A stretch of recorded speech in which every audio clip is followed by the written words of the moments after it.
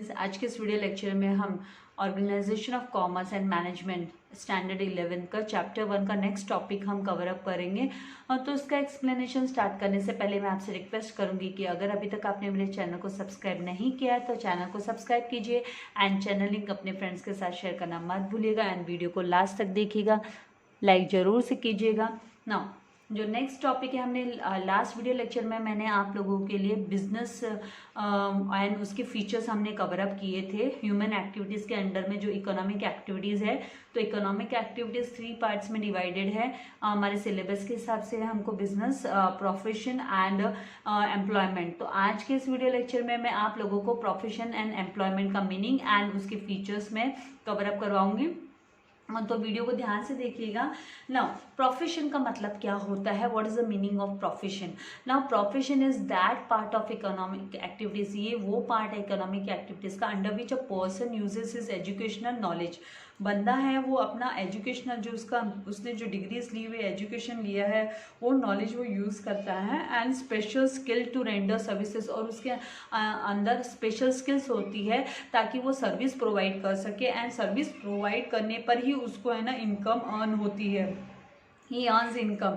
जैसे एग्जाम्पल के तौर पे हम बोले तो डॉक्टर्स प्रोफेशनल्स होते हैं, लॉयर्स हो गए, चार्टर्ड अकाउंटेंट हो गया, teachers. So these all are the professionals, they acquire professional degree, educational degree, और अपने नॉलेज और अपने स्किल के स्किल वो जो स्किल वो देते हैं सोसाइटी को, उनके हिसाब से फिर उनको उनकी इनकम है ना वो जनरेट होती है and they can earn their livelihood, वो अपना ब्रेड एंड बटर अर्न कर सकते हैं। तो profession is that part of economic activities under which, ये इसका मीनिंग हुआ, under which a person uses his educational knowledge and special skill to render services for earning some income.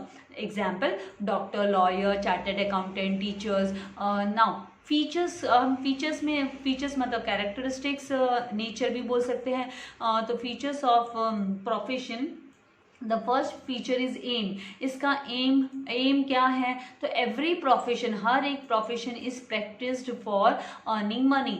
Obviously देखो livelihood तो सबको चाहिए, everyone needs to have money. अभी money है, ये है ना मीडियम ऑफ एक्सचेंज है, मतलब ये अगर मनी हाथ में है तो हमको जो चीज़ खरीदनी है, जो बाय करनी है, परचेस करनी है, हम परचेस कर सकते हैं अपने लिए। और तो यहाँ पर एवरी प्रोफेशन जो है is practised for earning money, या सर्विसेज रेंडर करते हैं, लेकिन along with that they earn money as well. Also they render services to their clients, अपने क्लाइंट्स को वो सर्विसेज भी प्रोवाइड करते हैं, they provide services and solve their problems. तो मेन जो एम है, एम क्या है इनका, सर्विसेज प्रोवाइड करना एंड अलॉन्ग विथ दैट, हम इन शॉर्ट में बोलें तो सर्विसेज प्रोवाइड करना क्लाइंट्स को, उनके प्रॉब्लम सॉल्व करना, सॉर्ट आउट करना उनके प्रॉब्लम्स, और साथ ही में है ना अर्न भी करना, मनी भी अर्न करना। अभी मनी नेसेसिटी है, मीडियम ऑफ एक्सचेंज है, तो obviously every one needs to have money to have its livelihood. अपनी जो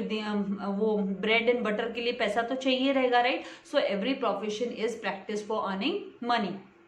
Now second is what, qualification. Qualification की जब हम बात करते हैं तो a profession can be practice only after acquiring.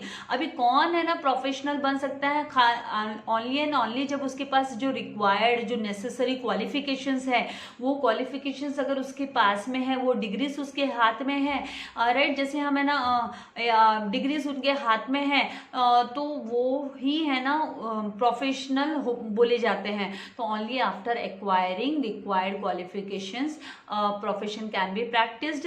मतलब हर कोई बंदा तो डॉक्टर नहीं, हम हर किसी बंदे को तो डॉक्टर नहीं बोल सकते, उसके पास डिग्री होनी चाहिए, उसने एमबीबीएस किया हुआ होना चाहिए, वो एमडी होना चाहिए, कोई स्पेशलाइज्ड डिग्री उसने ली होनी चाहिए, right.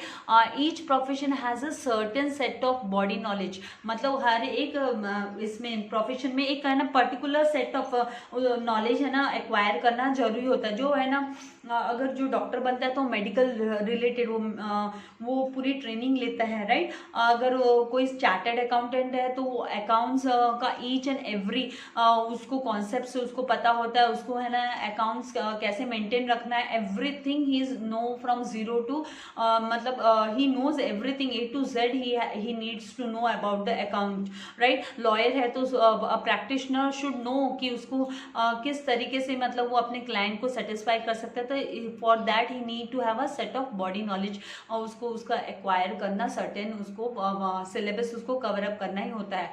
So this knowledge has to be acquired only by, और ये नॉलेज कैसे मिलेगा, तो by systematic and formal training. उसको formal, particular formal training, informal training नहीं। कोई बोलेगा भाई मैंने डॉक्टर को है ना ट्रीटमेंट करते हुए देखा था तो मुझे अब नॉलेज है कि कैसे ट्रीटमेंट करना है, तो वो बंदा डॉक्टर है नहीं है ना, वो ट्रीटमेंट नहीं कर सकता। फॉर्मल ट्रेनिंग लेनी जरूरी है, डिग्रीज एक्वायर करना जरूरी है। One can not practice profession unless this knowledge is required, unless and until वो है ना सिस्टमेटिक एंड फॉर्मल ट्रेनिंग नहीं लेता है, वो बंदा प्रोफेशनल नहीं कहलाता है।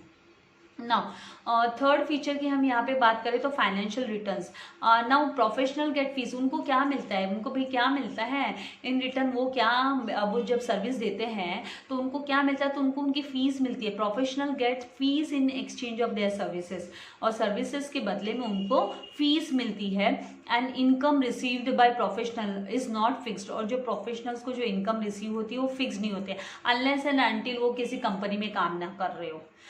कंपनी में किसी ऑर्गेनाइजेशन में काम कर रहे हैं तो उनकी सैलरी फिक्स्ड होती है। अदरवाइज अगर वो खुद अपना है ना रन कर रहे हैं, अपना प्रोफेशनल अपना प्रोफेशन वो रन कर रहे हैं, तो फिर वहाँ पे उनका जो फिक्स्ड इनकम नहीं होती है। तो प्रोफेशनल्स कैन बी एम्प्लॉयड, मतलब उनको एम्प्लॉयड कर सकती है कोई भी ऑर्गेनाइजेशन, उनको एज ए एम्प्लॉयर वो अपॉइंट कर सकती है। और सेल्फ एम्प्लॉयड भी प्रोफेशनल्स होते हैं, अगर अपना सेल्फ एम्प्लॉयड है तो उसमें कोई सैलरी फिक्स नहीं होती है। Now a working chartered accountant gets salary, जो वर्किंग कर रहा है किसी कंपनी में, किसी ऑर्गेनाइजेशन में, तो उसको सैलरी मिलती है। But those who practice privately, पर जो लोग खुद का अपना सेल्फ एम्प्लॉयड है, खुद अपना रन कर रहे हैं ऑफिस, तो फिर वहाँ पर वो सेल्फ एम्प्लॉयड का केस आ जाता है और उसमें वहाँ पर उनको फीस मिलती है। Now fourth one is capital. When we talk about the capital यहाँ पे कोई कैपिटल थोड़ी ना उनको लाना पड़ता है बिजनेस को, मतलब उनका प्रोफेशन स्टार्ट करने के लिए। So profession can be practice independently, इसको इंडिपेंडेंटली प्रैक्टिस किया जा सकता है। और प्रोफेशनल्स एक्सेप्ट अ जॉब, वो जॉब भी मतलब वो एम्प्लॉय भी बन सकते हैं किसी भी इंस्टीट्यूशन के, in any organization. So independent practising professional, जो इंडिपेंडेंट प्रैक्टिसिंग कर रहे हैं तो उसमें तो उनको ह्यूज कैपिटल की जरूरत पड़ेगी for setting up his practice. अपना सेटअप करने के लिए पूरा उनको सेल्फ एम्प्लॉयड बनना है तो उनको पूरा सेटअप करना पड़ेगा, उनको ऑफिस लेनी होगी, ऑफिस में उनको 1-2 एम्प्लॉय खुद के अंडर में भी रखने होंगे, तो उस केस में उनको कैपिटल की रिक्वायरमेंट होगी, अदरवाइज कैपिटल की जरूरत नहीं होती है। So it differs from profession to profession. तो ये है ना जो कैपिटल है वो डिफर करता है प्रोफेशन टू प्रोफेशन पे। अगर सेल्फ एम्प्लॉयड बनना है, इंडिपेंडेंटली प्रैक्टिसिंग करनी है अपने प्रोफेशन की, तो उसको जैसे डॉक्टर को डिस्पेंसरी अगर खोलनी है, तो डॉक्टर अगर किसी गवर्नमेंट हॉस्पिटल में या किसी प्राइवेट हॉस्पिटल में काम कर रहा है तो उसको कैपिटल की रिक्वायरमेंट नहीं होगी। लेकिन अगर डॉक्टर अपना खुद का डिस्पेंसरी खोल रहा है, अपना खुद का छोटा सा हॉस्पिटल खोल रहा है वो, तो उस केस में उसको ह्यूज कैपिटल की रिक्वायरमेंट होती है, उसको मतलब इन्वेस्टमेंट करना पड़ता है, बिल्डिंग लेनी होती है, राइट। तो यहाँ पर ये डिफर करता है प्रोफेशन टू प्रोफेशन पे। Now fifth one is registration and membership. यहाँ पे जब रजिस्ट्रेशन एंड मेंबरशिप की बात आती है तो रजिस्ट्रेशन करवाना पड़ता है अपनी प्रोफेशनल डिग्री का। तो some of the professionals have a council, उनके काउंसिल्स होते हैं which regulates the activities of professionals की जो भी एक्टिविटीज उनको रेगुलेट करते हैं, रूल्स एंड रेगुलेशंस उनके द्वारा दिए गए होते हैं। So these professionals have to register themselves, तो उनको है ना रजिस्ट्रेशन करवाना होता है विद देयर रेस्पेक्टिव काउंसिल, उनके रेस्पेक्टिव काउंसिल से उनको रजिस्ट्रेशन करवाना होता है and get certificate of practice, और उनको प्रैक्टिस की सर्टिफिकेट लेनी होती है कि वो प्रैक्टिस कर रहे हैं करके, as a professional they are practising, तो they need to have certificate.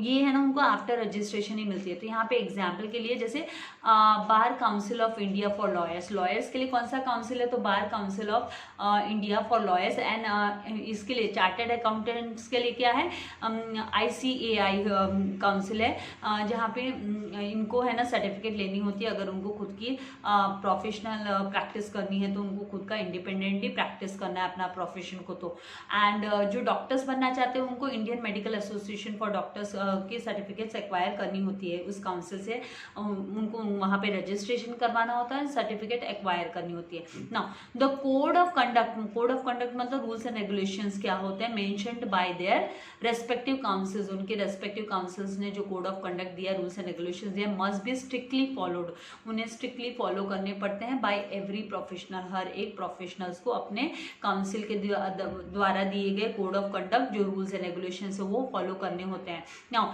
Every practising professional, हर एक प्रैक्टिसिंग प्रोफेशनल जो है has to acquire membership from the respective council, उसे ना रेस्पेक्टिव काउंसिल की मेंबरशिप लेनी पड़ती है, कंपल्सरीली उन्हें रजिस्ट्रेशन एंड मेंबरशिप लेनी होती है।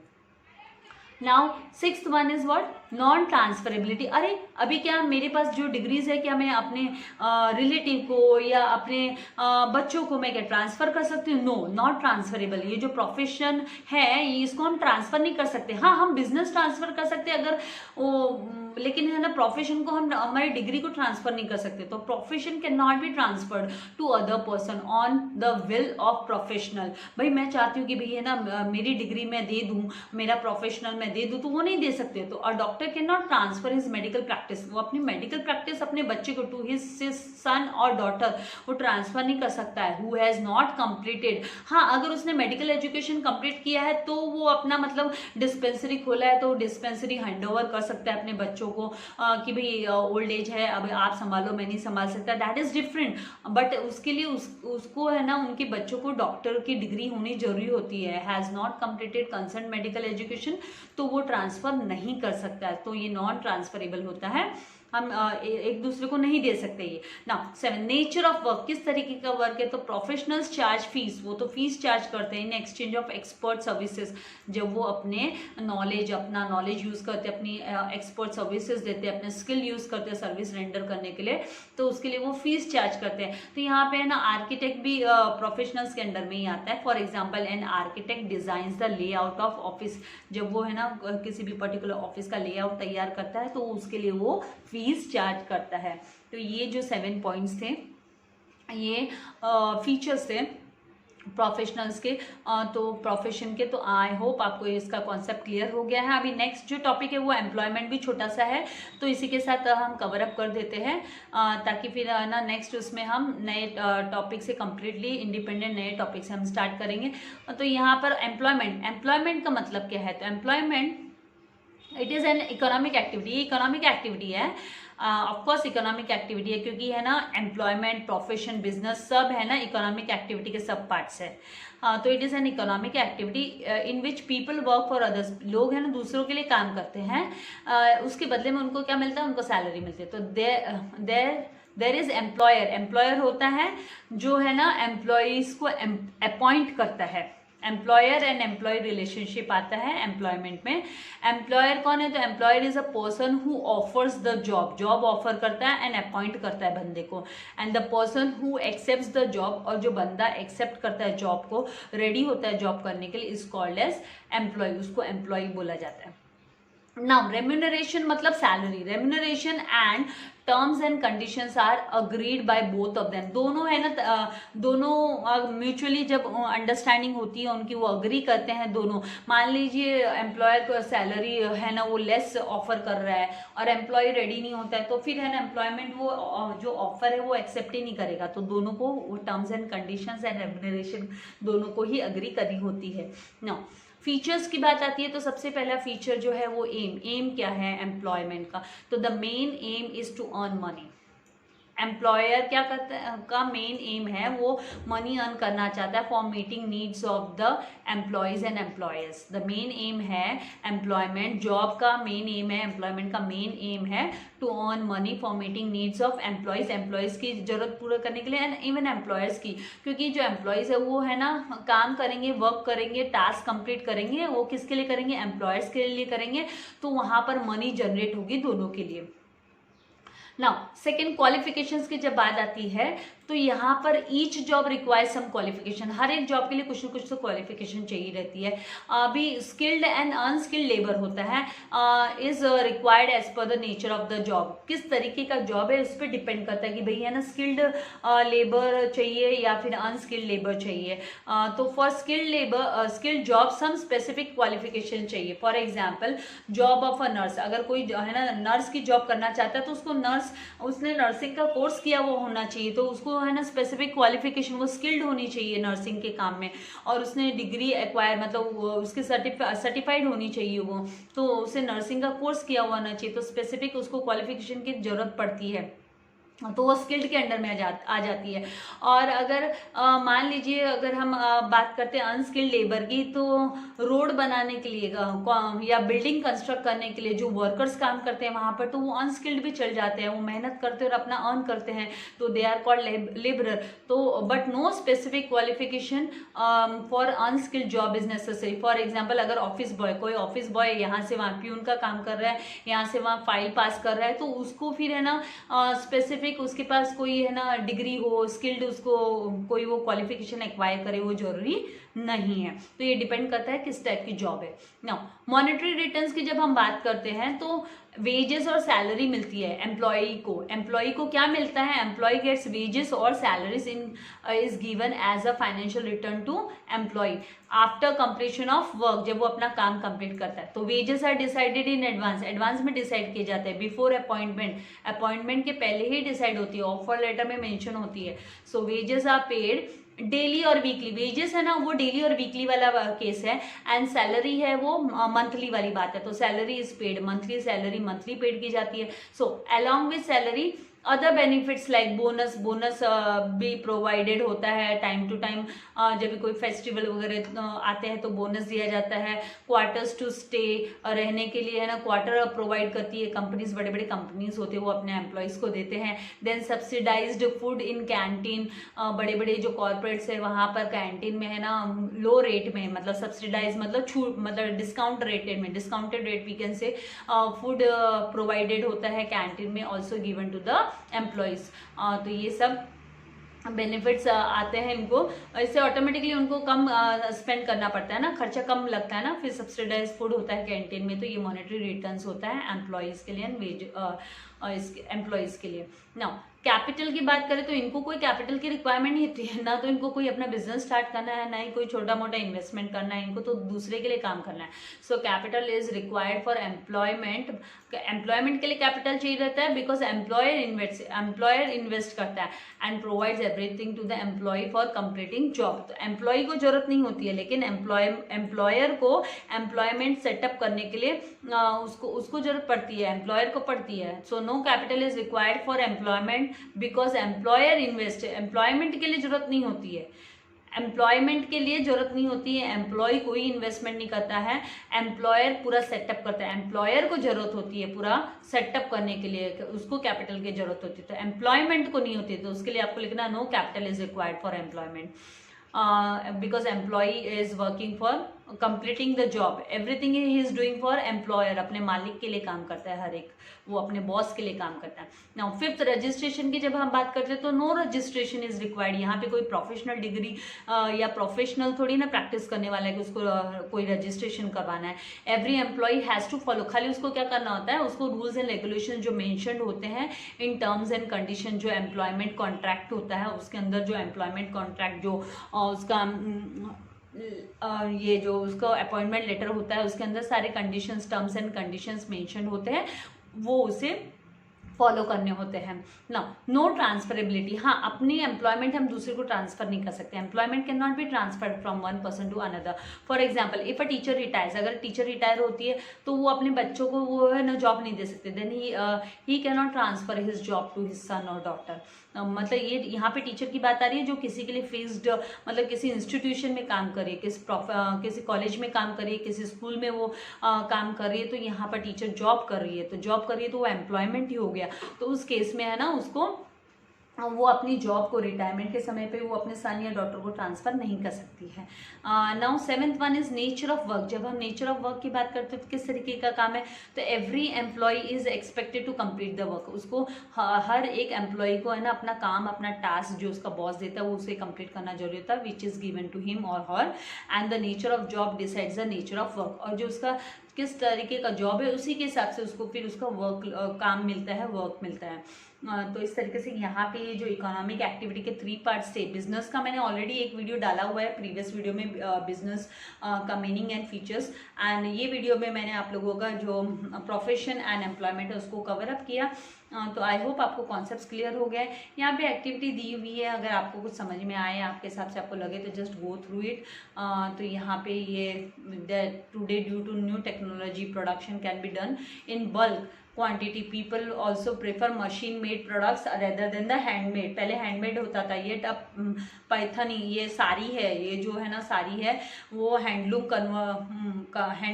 वाली साड़ी है, सोलापुर की sari, Solapuri sari have lot of demand in market. In order to find out the reasons discuss with your teacher. तो ये in general Suraj owns a travel agency, though this agency he helps people for all kinds of travel arrangements, air booking, this. So Suraj is a professional और businessman. तो ये यहाँ पे professional नहीं है, ये बिजनेसमैन है, राइट। उसकी तो ट्रैवलिंग एजेंसी है, तो इसके लिए कोई स्पेशल डिग्री एक्वायर करना जरूरी नहीं है। And then can a business man और a professional and an employee complete their job independently. तो एम्प्लॉय तो इंडिपेंडेंटली नहीं कर सकते हैं, एम्प्लॉय इंडिपेंडेंटली नहीं कर सकते अपनी जॉब, मतलब professionals and businessman can work independently. तो ये एक्टिविटी बेस्ड आपके टीचर्स अगर आपको करवाते हैं तो आपको करनी है, अदरवाइज ये सारे जो एम्प्लॉयमेंट इकोनॉमिक एक्टिविटी हम लोगों ने कवर किया। नेक्स्ट वीडियो में मैं आप लोगों के लिए बिजनेस ऑब्जेक्टिव्स क्या है वो लेकर आऊँगी। तो तब तक के लिए आपको है ना रीड करना है, टेक्स्ट बुक रीड करना है, ये की वर्ड्स जो है फीचर्स के, ये जो की वर्ड्स है इनको लर्न करना है, माइंड में लॉक कर लेना है, और मीनिंग वगैरह आपको इसके उसी के लर्न करते रहना है जितना कॉन्सेप्ट आपको मैंने समझाया है। So thank you very much, God bless you all, subscribe, share and like the video. Thank you very much.